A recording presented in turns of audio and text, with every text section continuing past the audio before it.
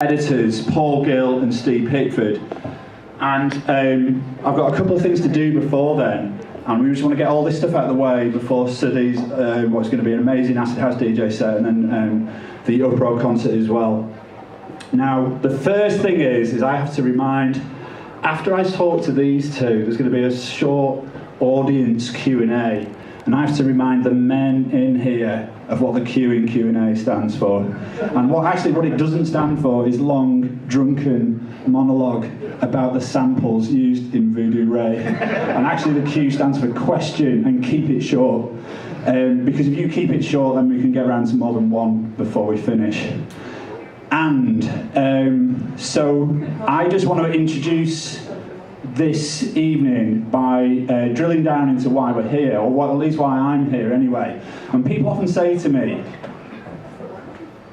John, is it true that you've published this really great looking, very reasonably priced, only £15, really well sub-edited collection of fanzines that Tony Wilson himself, I believe, called the most important piece of journalism he'd read in the last 20 years. Have you only published this because you spent so much time getting off your head with Paul Gill and because you're secretly afraid of Steve Pickford? And by people always asking me this, what I actually mean is no one's asked me that. But if they do ask me that, and this is what I'm going to tell them, Lord knows I've spent a lot of time putting away tablets with Paul Gill, and I would never ever knowingly go into a lockable basement with Steve Pickford on my own. But that's not why we're here tonight. I think that if I look around this room, and I know some of you, and definitely with Paul and Steve, I mean, what connects us isn't necessarily the hacienda, it's an interest in DIY culture. And I think it's really, really brilliant that all people of our age are going to get to, if you went to the hacienda and you picked up a copy of Freaky Dancing, I think it's amazing that you're going to get to look at it again after all this time. But what I also want to happen is I want someone half my age or even younger to pick this up and do whatever the equivalent in 2019 is. And whether that's to start a blog or to do a podcast or start a club night, or even pick up a pen and paper and do a fanzine. That's what I hope that happens. Because in a lot of ways, club culture now, it's actually better in some aspects than it was in the 80s or 90s. It's certainly safer, it's probably more diverse. But in some really, really important ways, it's not as good. It's more commodified. I'm like, all right, I'm getting old a bit, so I'm not out clubbing all the time. But I come into contact with it through my job as like a music writer, and it's heavily commodified by large corporate interests. And I'm getting stuff from places like Boiler Room, which is set up by millionaire trust fund kids.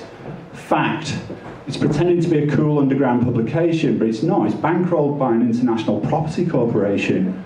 Red Bull Media, the clue's in the fucking name.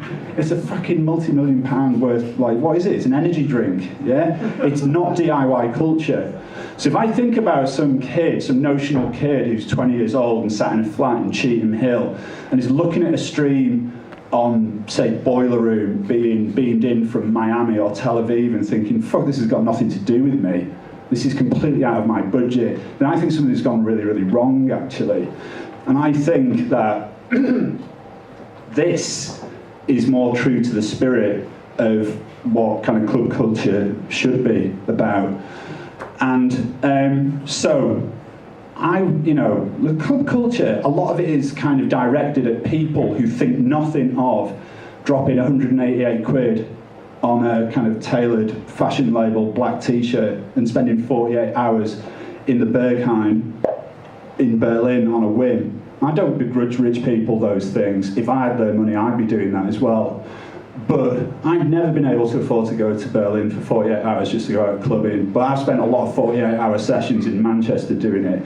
And there was one really memorable one about 17 years ago, and I think it was on John Tatlock's 30th birthday. And in the closing furlongs of this really insane, messy weekend, we were all sat in the Bull near Piccadilly Station, and Paul laid out this kind of genius plan of what artistic endeavour should be. And he said, I think he used the examples of the films of Carol Morley and the lyrics of The Fall. He said, you've got to start with taking a really close look at the minutiae of your own life, and that's where working class art comes from. And then we had to leave the pub not long after that because he was nearly sick into an ornamental teapot. But the conversation has always stayed with me, and I think what he said then is as true today as it was 17 years ago, as it was 30 years ago when they were making Freaky Dancing. And it's been my real pleasure to be reminded that this is our culture, it's not their culture, and it's like the onus is on us to get involved with it and to own it. And so I wanted to say, first of all, please say hello and thanks to Paul and Steve.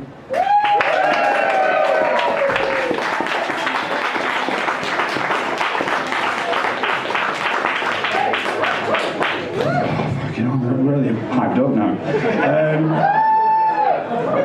So you two, before, so obviously, Acid House was a real revelation to you two, but you were already kind of deeply into fanzine culture before that, weren't you? Yeah, we met through, we used to make our own comics. We was kids who grew up, sat at home reading Marvel comics and drawing our own little versions, and then we started making little comics, putting them out, and we met through, we both went to a Manchester small press fair, it probably still happen all the time. Put my pile of fanzines on a vendor's table, will you sell these for us, mate? And then you end up buying a load of others. Paul had done the same thing, and I got home and opened one. Oh, that address is only round the corner from me. Well, instead of going round the corner, and before mobile phones and that, wrote you a letter. You wrote me a letter back, and for about a year... We were so shy we didn't actually meet for over a year. Even though we lived 3 miles away from each other. So I wish we still had them letters. We did little... Oh, I've got them. Don't worry. I'm going to publish an omnibus of them soon. Unless you pay me money.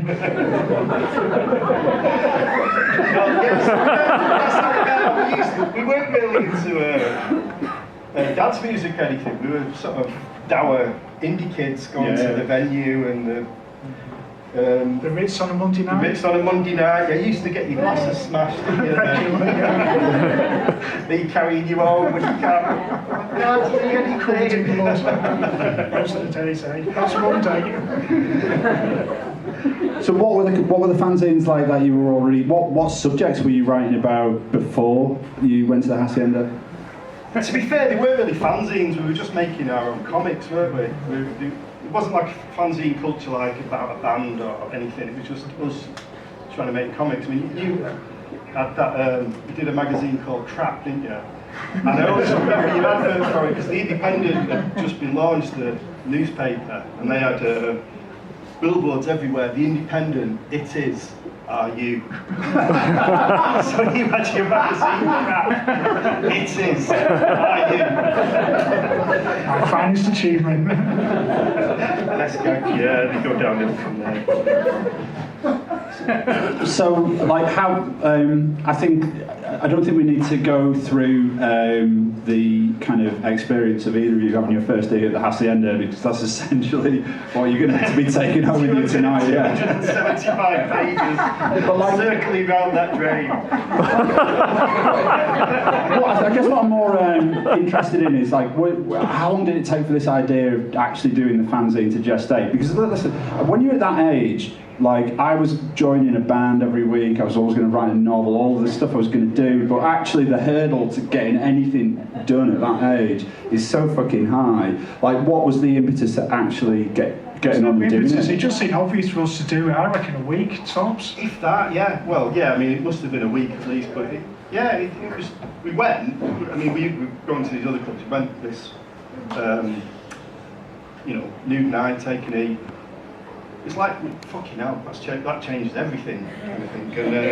And we've got to do something, But, if you've got a hammer in your hand, everything looks like a nail, all we did was draw comics, so that's what we do, we draw comics about this, and there you go.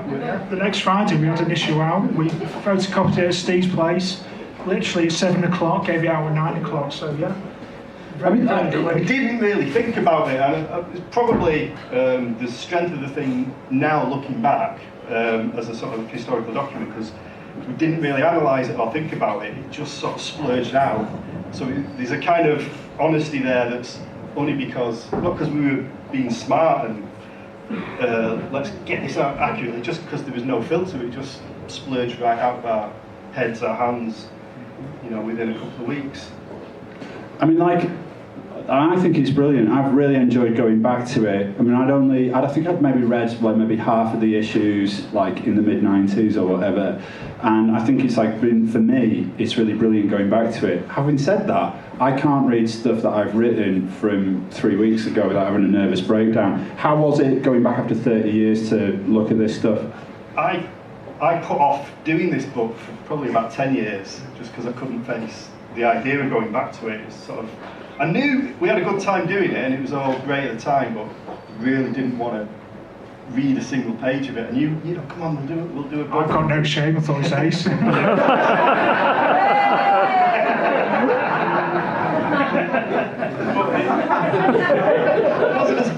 wasn't as bad as I thought, but I was kind of quote from the back cover. I was kind of horrified how laser focused it all was on drugs. I thought we were a bit smarter and a bit more worldly than that.